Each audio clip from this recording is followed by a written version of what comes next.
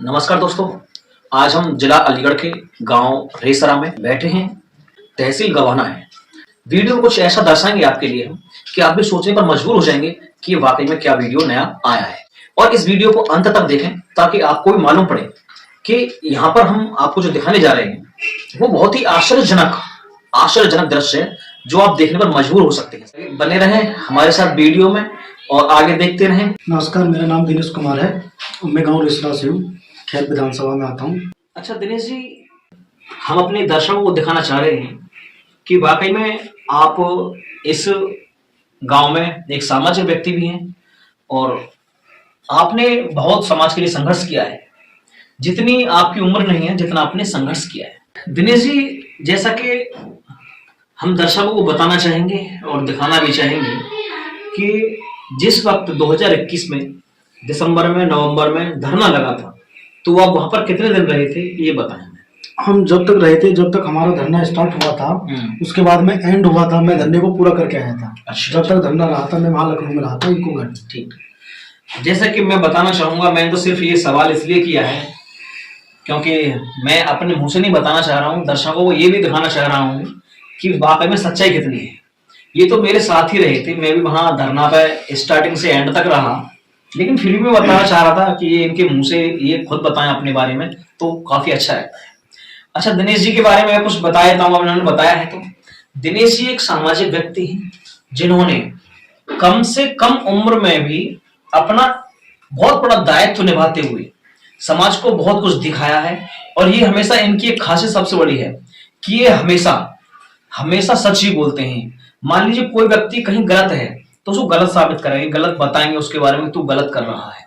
जो व्यक्ति सही कर रहा है ये उनके बारे में बिल्कुल नहीं बताते हैं, हाँ ये सही बात है, तुम सही कर रहे हो। इनका सबसे बड़ा उद्देश्य है कि समाज को कहीं एक अच्छी रास्ते पे ले जाया जाए, ना कि एक गलत रास्ते पे पहुंचाया जाए। इनका उद्देश्य हमेशा ये रहता है कि हमारे समाज के व्यक्ति, हमारे समाज के नौजवान, युवक, नवयुवक हमेशा समाज की तरक्की के लिए आगे बढ़ते रहें, निरंतर प्रयास करते रहें और समाज के एक अच्छे रास्ते पर चलते रहें। इनका सिर्फ यह प्रयास रहता है। अच्छा दिनेश जी, हम आपको अब पूछना चाहेंगे कि आपकी क्वालिफिकेशन क्या है? मैं क्वालिफिकेशन में बीएड फाइनल है मेरी। बीएड फाइनल है आपकी? मतलब फाइनल कर रहे हो या फिर होने वाली? हो चुकी है मेरी फाइनल। अच्छा, हो चुकी। 2024 में फाइनल हो चुकी है। 2024 में फाइनल हो चुकी है। अच्छा, उसके बाद में आपका संघर्ष लगातार जारी है, यानी ये पढ़ाई जारी है लगातार? पढ़ाई जारी है। पढ़ाई में क्या कर रहे हैं फिलहाल में? पढ़ाई में मैं कंपटीशन में लग चुका हूँ। मुखर्जी नगर रह रहा हूँ, दिल्ली। मुखर्जी नगर दिल्ली में रह रहे हो? हाँ। अच्छा, लेकिन मेरा जो प्रिपरेशन है वो चल रही है। मैं प्रिपरेशन है आपका चल रहा है? अच्छा, मैं एसएससी सीजीएल की तैयारी कर रहा हूँ इस टाइम। एसएससी सीजीएल की तैयारी कर रहे हैं मुखर्जी नगर दिल्ली में। अच्छा, मुखर्जी नगर दिल्ली में लगभग आपको कितना दिन हो गया होगा आपने जब से स्टार्टिंग किया है वहां पे रहने का? मैं समथिंग साल भर रह के आया था, फिर मेरे बीएड के एग्जाम आ गए थे, उसके बाद मैं घर आ गया। अच्छा, मतलब कहने का ये है कि आप एक वर्ष वहां पे रह चुके हैं। अच्छा, और उसके बाद में भी अभी आप वहां पे लगातार कोचिंग में रहे हैं? हाँ। या फिर कर रहे हैं या फिर आपने कोचिंग बंद कर दिया वहां से? अब वहां से मैंने बंद कर दिया, मैं ऑनलाइन में आ गया। अच्छा, ऑनलाइन कोचिंग कर रहे हैं फिलहाल में आप? ठीक। अच्छा, ऑनलाइन कोचिंग आप अपने घर पे ही करते हैं, यहीं पे बैठ के? अच्छा, बहुत अच्छी बात है। और कुछ पूछना चाहेंगे आपसे? तो कोचिंग आप फिलहाल में आप घर पे ही कर रहे हैं या फिर आसपास कहीं, जैसे बाजार है आपका चंडोस है बाजार, खैर है, नहीं रवाना है? मैं लाइब्रेरी चला जाता हूँ। लाइब्रेरी चंडोस में जाते हैं? अच्छा, लाइब्रेरी चंडोस में जाते हैं, कोई दिक्कत नहीं, बहुत अच्छी बात है ये तो कि लाइब्रेरी चंडोस में जाते हैं। तो अच्छा, आपका जो सपना है, आपकी जो सोच है, तो वो आप क्या बनना चाहते हैं? अपना पढ़ाई का उद्देश्य पूरा करते हुए, पढ़ाई पूरी होने के बावजूद भी आप कहीं ना कहीं इंटरव्यू दे रहे होंगे या फिर दिया है कि नहीं दिया है, आप बताने की कोशिश करें। मेरा सपना तो आईएएस बनने का था। अच्छा, आईएएस बनने का सपना? हाँ। अच्छा, मेरा सपना आईएएस बनने का था, लेकिन कुछ प्रॉब्लम आती है, जैसे कि मैं अदर में लग गया था बीएड वगैरह में। हाँ। तो मुझे उसकी भी तैयारी करनी थी, इसलिए मैं थोड़ा कमजोर हो गया उसमें। अच्छा। यूपीएससी के लिए। अच्छा। तो फिर उसके बाद में मैंने सोचा कि मैं यहाँ से सक्सेस नहीं हो पाऊंगा, तो मैं सीजन में आ गया। तो मुझे इनकम टैक्स ऑफिसर बनना है। अच्छा, इनकम टैक्स ऑफिसर बनना है।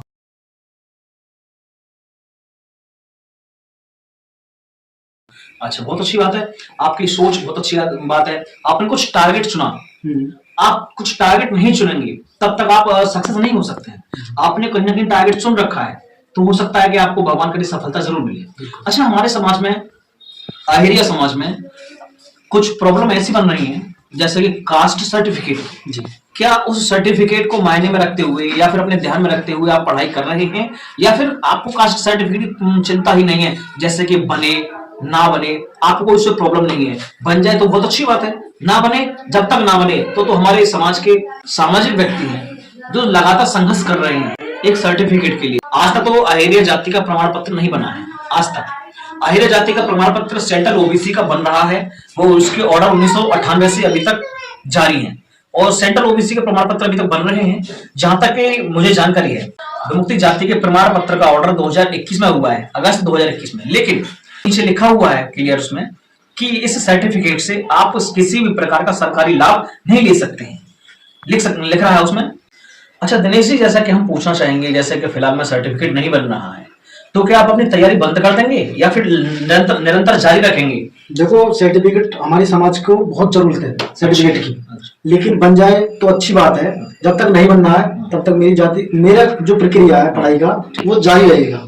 अगर जाति बनती है तो सक्सेस हो ही जाऊंगा, नहीं बनती है तब भी सक्सेस हो पाऊंगा, कहीं ना कहीं सक्सेस हो जाऊंगा। आपका कहने का मतलब ये है कि आप निरंतर प्रयास जारी रखेंगे? जी बिल्कुल, चाहे मुझे जाति प्रमाण पत्र मिले, फिलहाल में ना मिले, और मिल जाए तो अच्छी बात, तो मिल जाए अच्छी बात। अच्छा, उसके लिए हमारे समाज के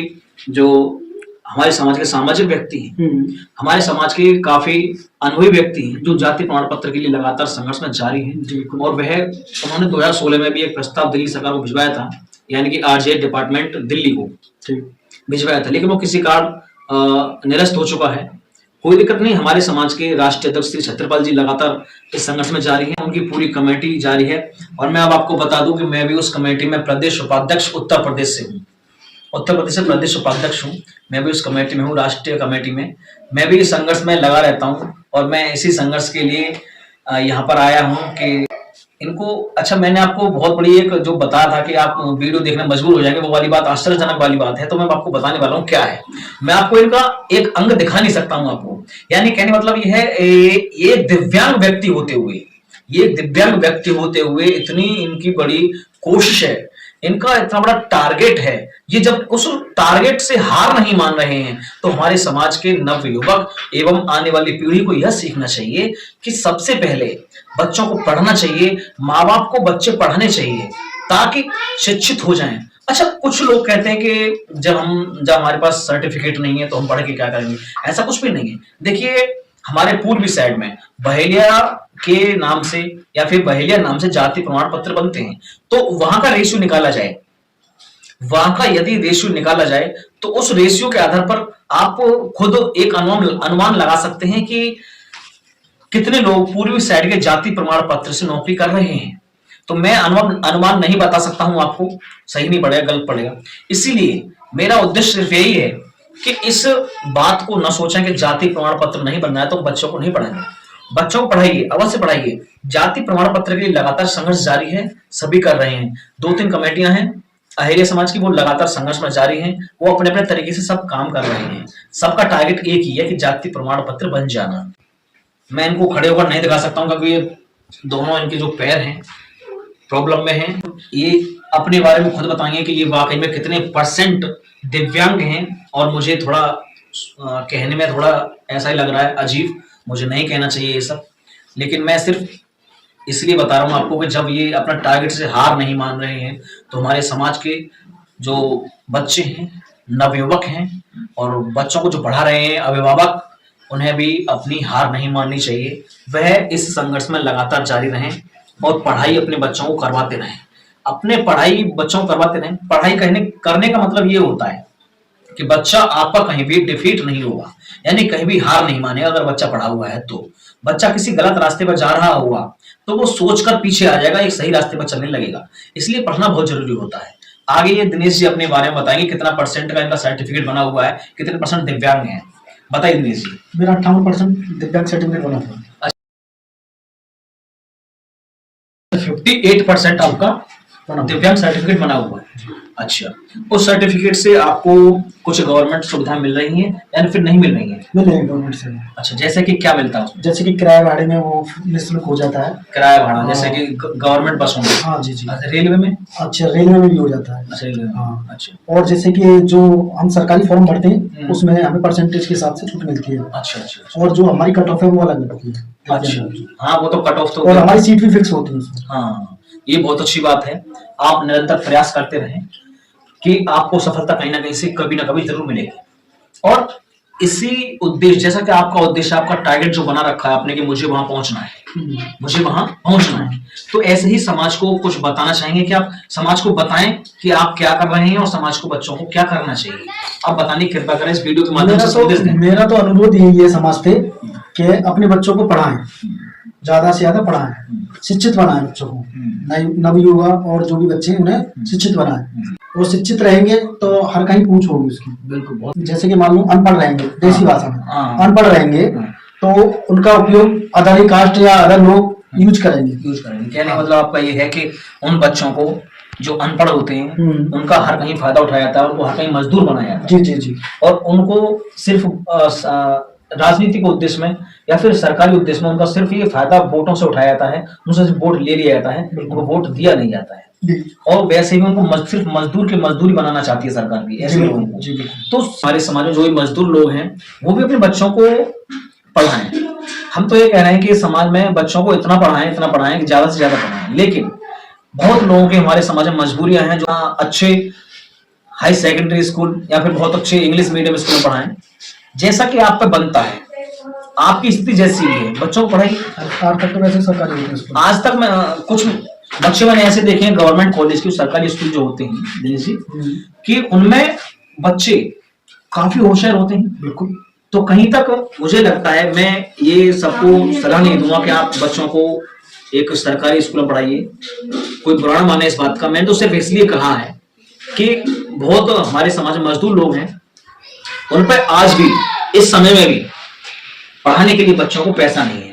वो सिर्फ अपना 2 वक्त की रोटी खा सकते हैं, लेकिन बच्चों को पढ़ाने के पैसे नहीं है। इसलिए मेरा तो उद्देश्य सिर्फ यही है कि सरकारी स्कूल में बच्चों को पढ़ाएं, कुछ तो सीखेंगे। बिल्कुल। जब कुछ सीखेंगे तो कहीं उनकी हार नहीं होगी। हार नहीं होगी जब बच्चे की या फिर किसी पीढ़ी की हार नहीं होगी, वो पीढ़ी तभी आगे बढ़ सकती है। तो साथियों से मैं तो यही अनुरोध करूंगा कि बच्चों को ज्यादा से ज्यादा पढ़ाएं और शिक्षा का उद्देश्य ज्यादा से ज्यादा रखें। हर पेरेंट, हर माता पिता अपने बच्चों को पढ़ाएं, अच्छे स्कूल में पढ़ाएं, जैसी स्थिति है उस स्कूल में पढ़ाएं, लेकिन पढ़ाएं जरूर। नमस्कार, जय हिंद, जय भारत, जय हरिया समाज।